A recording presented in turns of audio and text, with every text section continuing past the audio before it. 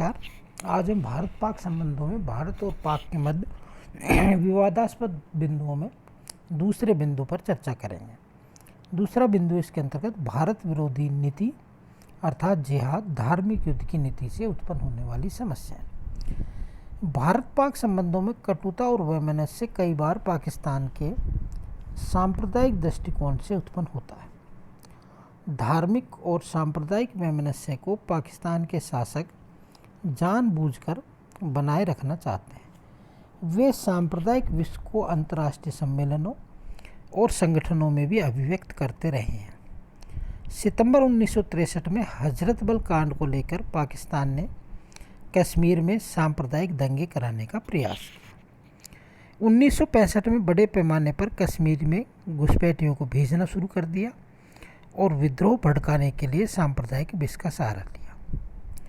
1969 में रबात मुस्लिम शिखर सम्मेलन के समय तत्कालीन पाकिस्तानी राष्ट्रपति याह्या खान ने भारतीय प्रतिनिधिमंडल के साथ बैठने से इनकार कर दिया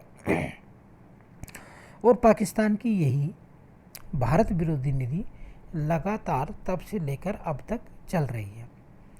इसी जिहाद के नारे के साथ पाकिस्तान लगातार भारत में घुसपैठ करवाने का प्रयास करता रहता है और आतंकवाद और झगड़े करवाने की पूरी कोशिश करता है। तीसरा इसके अंतर्गत पाकिस्तान की सीटों सेंटों की सदस्यता तथा भारत की किलेबंदी से उत्पन्न होने वाली समस्या है। भारत पाक संबंधों में कटुता पैदा करने वाली एक प्रमुख समस्या पाकिस्तान की गुटिया और शस्त्रों की होड़ की नीति है। वस्तुतः पाकिस्तान ने सीटों 1955 और सेंटो 1955 जैसे सैनिक संगठनों का सदस्य बनकर शीत युद्ध को भारत के दरवाजे तक ला खड़ा किया।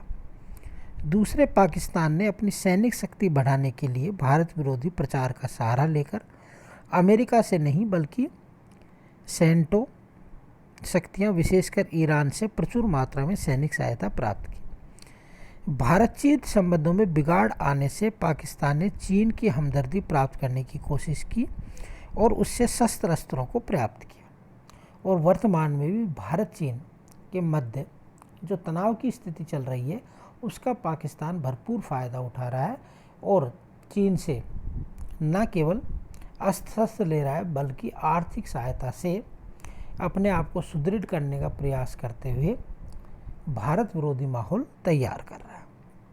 पश्चिमी शक्तियां भी इस महाद्वीप में पाकिस्तान को भारत के बराबर बनाए रखना चाहती हैं। वे समझती हैं कि यदि भारत को शांति का समय मिल गया तो वह महान शक्ति बन जाएगा। अतः अमेरिका ने भारत के विरोध पर भी पाकिस्तान को अस्त्र शस्त्र दिए। पाकिस्तान द्वारा आतंकवाद को प्रोत्साहन। दुर्भाग्यवश पाकिस्तान द्वारा पंजाब और जम्मू कश्मीर में भारत के विरुद्ध आतंकवाद को लगातार सहायता पहुंचाने और उसे बढ़ावा दिए जाने के कारण दोनों देशों के बीच संबंधों में काफ़ी कटुता उत्पन्न हुई है। भारत के विरुद्ध आतंकवाद को पाकिस्तान के समर्थन तथा भारत के आंतरिक मामले में हस्तक्षेप करने में उसकी प्रवृत्ति मार्च 1993 में मुंबई में हुई बम विस्फोटों से प्रकट हुई। मुंबई में हुए बम विस्फोटों की योजना बनाने तथा उसे कार्यरूप देने में पाकिस्तान की सह अपराधिता से भारतीय जनता का यह मत पक्का हुआ कि पाकिस्तान भारत के आंतरिक मामलों में हस्तक्षेप के मंसूबे बनाता है और भारत में अस्थिरता पैदा करने के लिए स्थितियों का निर्माण करता है।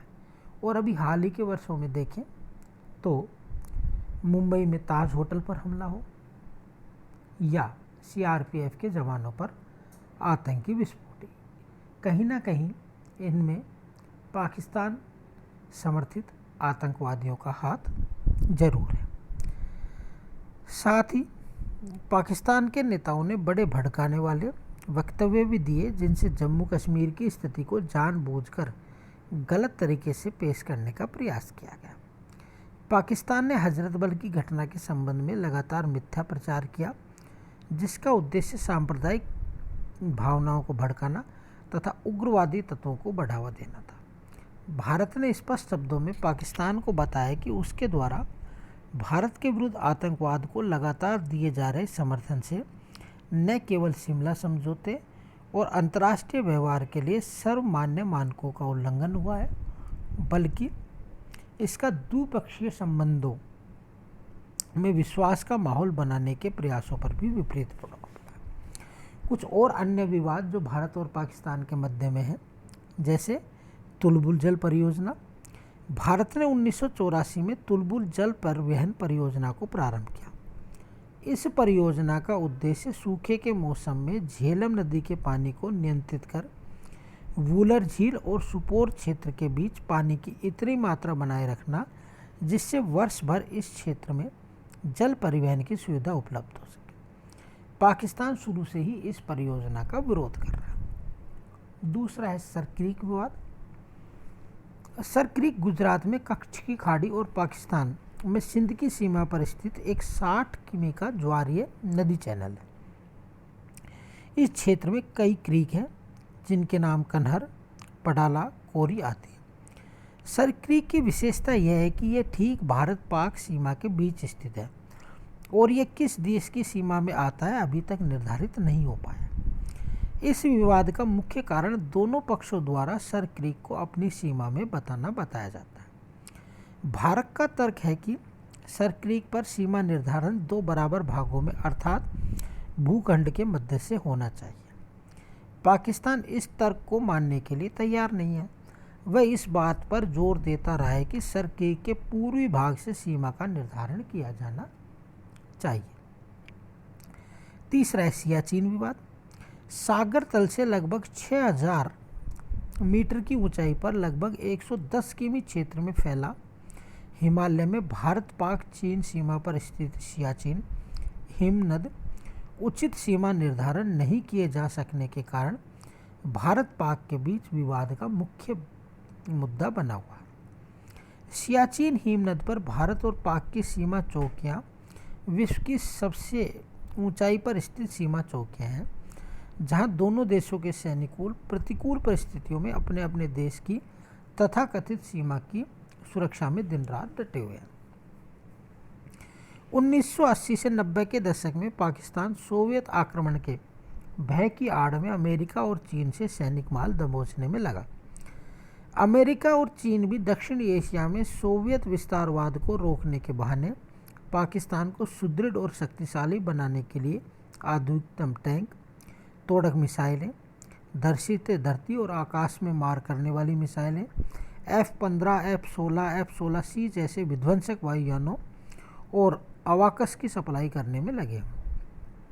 महाशक्तियों द्वारा पाकिस्तान की किलेबंदी और उसका इस्लामिक बम निर्माण के लिए दुराग्रह भारत के लिए गंभीर चिंता का विषय बन गया।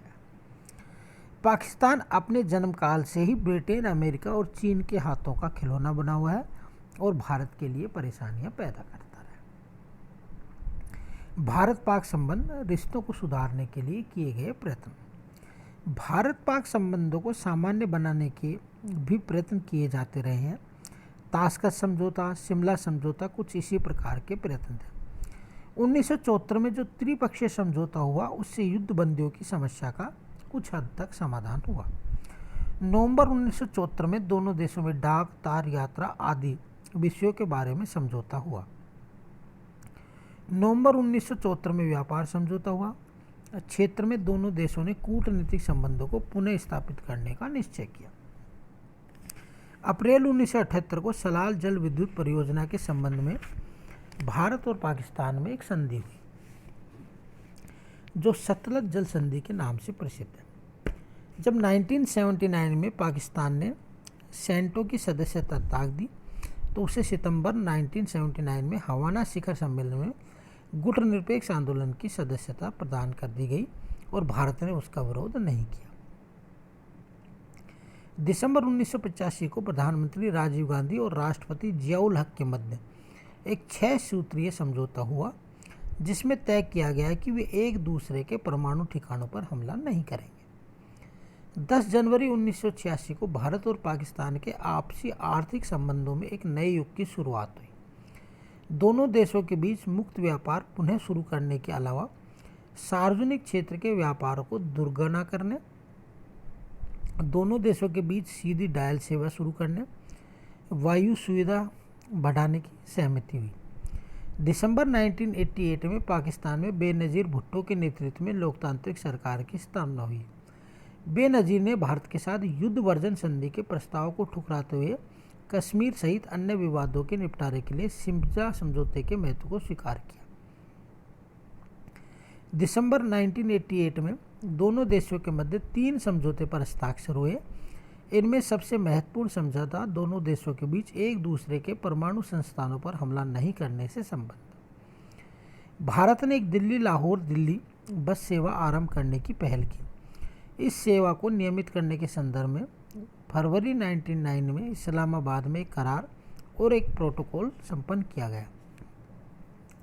भारत के तत्कालीन प्रधानमंत्री अटल बिहारी वाजपेयी ने फरवरी 1999 में दिल्ली लाहौर दिल्ली बस सेवा के उद्घाटन अवसर पर लाहौर की यात्रा करके ऐतिहासिक पहल की। दोनों देशों के प्रधानमंत्रियों ने लाहौर घोषणा पर हस्ताक्षर किए, जो दोनों देशों की शांति और सुरक्षा के लिए एक युगांतरकारी घटना है। लाहौर घोषणा के कुछ मुख्य बिंदु। पहला, सभी प्रकार के आतंकवाद की निंदा एवं इससे लड़ने की प्रतिबद्धता। दूसरा, कश्मीर समस्या के समाधान के लिए द्विपक्षीय नियमित वार्ता। तीसरा, शिमला समझौते को मूर्त रूप देने के लिए वचनबद्ध रहना। चौथा, परमाणु टकराव का खतरा न्यूनतम करने पर सहमति। पांचवा है भविष्य में परमाणु परीक्षण पर रोक लगाने पर विशेष जोर। नेक्स्ट है आंतरिक मामलों में हस्तक्षेप न करना। प्रक्षेपास्त्र परीक्षणों की सूचनाओं का परस्पर आदान प्रदान करना। वीसा एवं यात्रा संबंधी प्रावधानों का सरलीकरण। और लास्ट है इसमें मानव अधिकार से संबंध मुद्दों के निपटारे के लिए मंत्री स्तरीय समिति बनाने की मंशा। नेक्स्ट अगली क्लास में। Thank you.